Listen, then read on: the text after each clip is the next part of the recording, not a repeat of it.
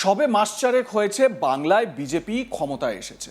মুখ্যমন্ত্রী শুভেন্দু অধিকারী মুখ্যমন্ত্রীর চেয়ারে বসার পরই যেখানে যেখানে দুর্নীতি হয়েছে তার শিকড় খুঁড়ে বের করার চেষ্টা চালিয়ে যাচ্ছেন। তার মন্ত্রিসভার মন্ত্রীরাও সেই কাজেই নেমে পড়েছেন, কিন্তু দলের কিছু কর্মী ক্ষমতায় আসার সুবাদে যা নাই তাই শুরু করে দিয়েছে বলে বিভিন্ন জায়গা থেকে অভিযোগ উঠছে।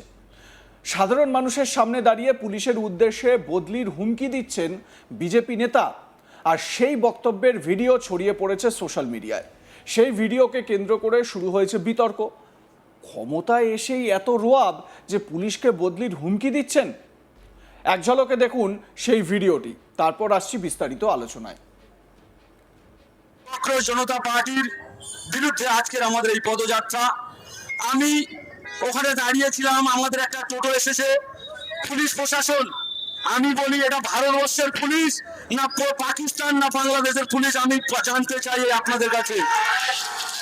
আমি বলেছি প্রধানমন্ত্রী, ভারতবর্ষের প্রধানমন্ত্রী নরেন্দ্র মোদীজিকে কুরুচিকর মন্তব্য করার জন্য আমরা আধা ঘন্টা এখানে পথ অবরোধ করে আমাদের এই পথসভা করব।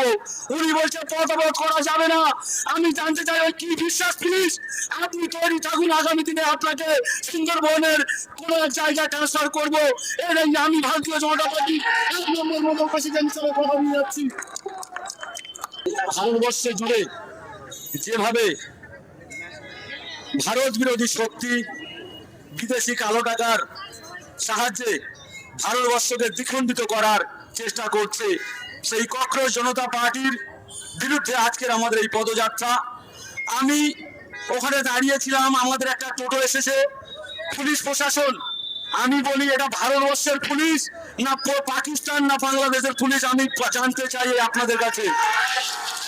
আমি বলেছি প্রধানমন্ত্রী, ভারতবর্ষের প্রধানমন্ত্রী নরেন্দ্র মোদীজিকে কুরুচিকর মন্তব্য করার জন্য আমরা আধা ঘন্টা এখানে পথ অবরোধ করে আমাদের এই পথসভা করব।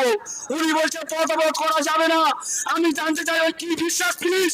আপনি তৈরি থাকুন, আগামী দিনে আপনাকে সুন্দরবনের কোন এক জায়গায় ট্রান্সফার করব। এর আমি ভারতীয় জনতা পার্টি 1 নম্বর মতো প্রেসিডেন্ট হিসেবে কথা নিয়ে যাচ্ছি। শুনলেন তো ভিডিওটা, কি বলা হচ্ছে সেখানে, কি বলছেন বিজেপি নেতা। ঘটনাটি দক্ষিণ 24 পরগনার ক্যানিং পূর্ব বিধানসভা এলাকার জীবনতলা বাজারের বলে জানা গেছে। বিজেপির 1 নম্বর মণ্ডলের ডাকে সেখানে একটি প্রতিবাদ মিছিল ও পথসভার আয়োজন করা হয়েছিল। কি জন্য প্রতিবাদ? ককরোচ জনতা পার্টির বিরুদ্ধে প্রতিবাদ। প্রধানমন্ত্রীকে কুরুচিকর মন্তব্য করা হয়েছে সিজেপির প্রতিবাদ থেকে, তার বিরুদ্ধেই প্রতিবাদ। সেই সভায় উপস্থিত ছিলেন ক্যানিং পূর্ব বিধানসভার বিজেপি 1 নম্বর মণ্ডল সভাপতি দীপঙ্কর প্রামাণিক। অভিযোগ, সভার মঞ্চ থেকেই জীবনতলা থানার এক পুলিশ আধিকারিকের বিরুদ্ধে ক্ষোভ প্রকাশ করেন তিনি। ভাইরাল হওয়া ভিডিওতে দেখা যাচ্ছে বক্তব্য রাখার সময় দীপঙ্কর প্রামাণিক পুলিশ প্রশাসনের ভূমিকা নিয়ে প্রশ্ন তুলছেন।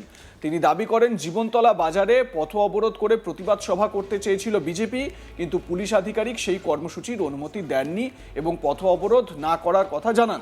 এরপরই ওই পুলিশ আধিকারিককে উদ্দেশ্য করে কড়া ভাষায় মন্তব্য করতে শোনা যায় বিজেপির মণ্ডল সভাপতিকে। তিনি বদলির হুমকি দিয়ে দেন ওই পুলিশ আধিকারিককে। আরো একবার শুনুন কি বলছেন বিজেপির মণ্ডল সভাপতি। বাংলাদেশ ককরোচ জনতা পার্টির বিরুদ্ধে আজকের আমাদের এই পদযাত্রা। আমি ওখানে দাঁড়িয়েছিলাম, আমাদের একটা টোটো এসেছে, পুলিশ প্রশাসন, আমি বলি এটা ভারতবর্ষের পুলিশ না পাকিস্তান না বাংলাদেশের পুলিশ, আমি জানতে চাই আপনাদের কাছে।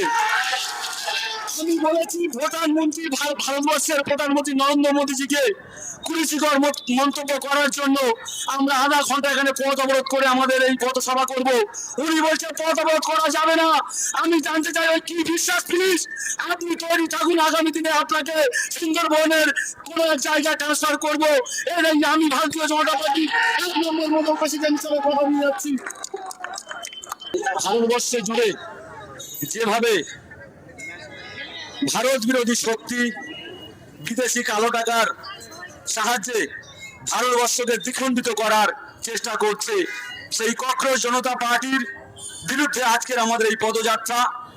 আমি ওখানে দাঁড়িয়েছিলাম, আমাদের একটা টোটো এসেছে, পুলিশ প্রশাসন, আমি বলি এটা ভারতবর্ষের পুলিশ না পাকিস্তান না বাংলাদেশের পুলিশ, আমি জানতে চাই আপনাদের কাছে। আমি বলেছি প্রধানমন্ত্রী, ভারতবর্ষের প্রধানমন্ত্রী নরেন্দ্র মোদীজিকে কুরুচিকর মন্তব্য করার জন্য আমরা আধা ঘন্টা এখানে পথ অবরোধ করে আমাদের এই পথসভা করব। উনি বলছে পথ অবরোধ করা যাবে না।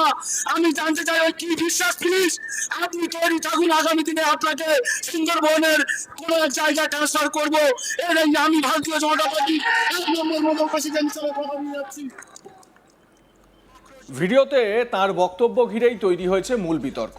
প্রকাশ্য সভামঞ্চ থেকে একজন পুলিশ আধিকারিককে বদলির হুঁশিয়ারি দেওয়ার অভিযোগ সামনে আসতেই রাজনৈতিক মহলে শুরু হয়েছে চাপানুতর। বিরোধীদের অভিযোগ প্রশাসনের উপর প্রভাব খাটানোর মানসিকতা থেকেই এমন মন্তব্য করা হয়েছে। তাদের প্রশ্ন, কোনো রাজনৈতিক নেতা কিভাবে প্রকাশ্যে একজন সরকারি আধিকারিককে বদলির ভয় দেখাতে পারেন? সিপিএম নেতা সৌরভ ঘোষ কি বলছেন শুনুন। দেখুন, পশ্চিমবাংলায় নতুন সরকার এসছে। সেই সরকারের যিনি মুখ্যমন্ত্রী তিনি পুলিশ মন্ত্রীও বটে। এখন জীবনতলায় আপনি যে ঘটনা বলছেন, যিনি এই হুমকি দিচ্ছেন তিনি পুলিশ মন্ত্রী যে রাজনৈতিক দলে বিশ্বাস করেন, তিনিও সেই রাজনৈতিক দলের আভ্যন্তরীণ কোন্দল। আসলে পুরাতন মোড়ক থেকে নতুন মোড়কে ট্রান্সফার হলে এই ধরনের ঘটনাগুলো ঘটে। কারণ আর কটাক্ষ করে বলতে গেলে জীবনতলার ওই পুলিশের কর্তা, ওনার মধ্যে হয়তো সঠিক সনাতন বা সঠিক হিন্দুত্ব খুঁজে পায়নি। কারণ দেশটাকে তো তারা হিন্দুত্বের পথে চালাতে যায়। দেশটাকে তো জনগণের সরকার, মানুষের সরকার, গণতন্ত্র, আইন ব্যবস্থা এইগুলো তো দরকার নেই। সেই কারণেই তার দলের অনুগামীরা বলছে, একটা লোক আপনার ক্যামেরার সামনে টাকা নিয়ে রাজ্যের মানুষের কাছে মুখ্যমন্ত্রী হয়ে যাবে, আর আপনি গ্রামের লোককে গিয়ে বলবেন সৎ থাকতে, এটা কতদূর বিচার্য একবার ভেবে দেবো।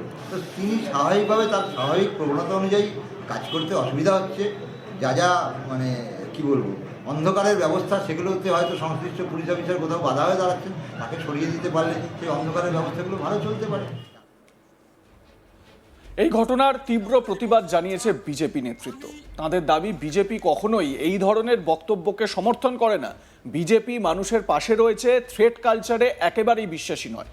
স্থানীয় বিজেপি নেতা বিকাশ সর্দারের কি দাবি শুনুন। বলি, তীব্র প্রতিবাদ জানাই। বিগত 15 বছরে তৃণমূল কংগ্রেস, বিগত 34 বছর বামফ্রন্টের জোট সরকার ছিল, পুলিশ প্রশাসনকে দলদাসে পরিণত করে হুমকি দিয়ে গণতন্ত্রকে হত্যা করেছিল। আমাদের সরকার ডবল ইঞ্জিন সরকার গঠন হয়েছে। ভয়মুক্ত পরিবেশ, সন্ত্রাসমুক্ত পরিবেশে প্রত্যেকটি মানুষ সুস্থ শরীরে এখানে বেঁচে থাকবে। প্রশাসনিক আধিকারিকগণদেরকে হুমকি দেওয়া, থ্রেট কালচার, বদলি করার হুমকি, এটা ভারতীয় জনতা পার্টির কৃষ্টি কালচারের মধ্যে পড়ে না। জীবনতলা এলাকার মানুষ কি মনে করছেন জানাতে ভুলবেন না। দেখতে থাকুন আজ তাক বাংলা।